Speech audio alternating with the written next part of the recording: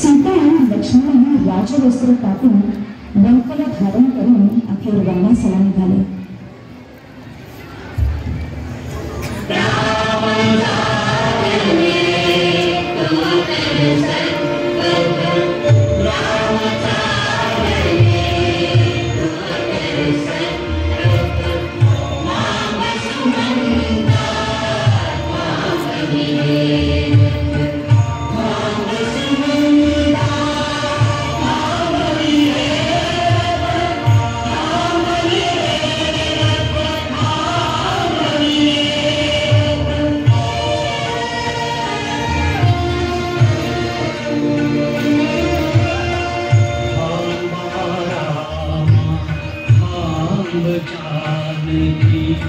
चरण धूल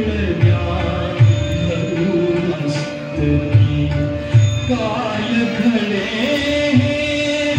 आज अकल्पित आज अकल्पित आज अकल्पित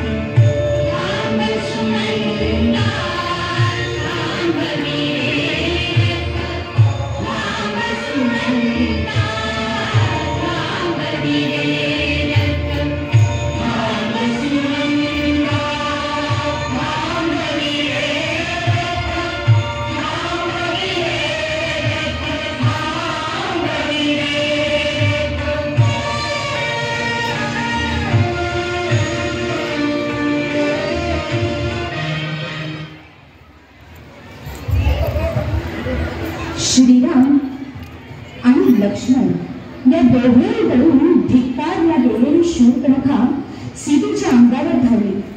तेव्हा रामाच्या आज्ञेनुसार लक्ष्मणाने शूर्पणखेचे नाकच कापून टाकले.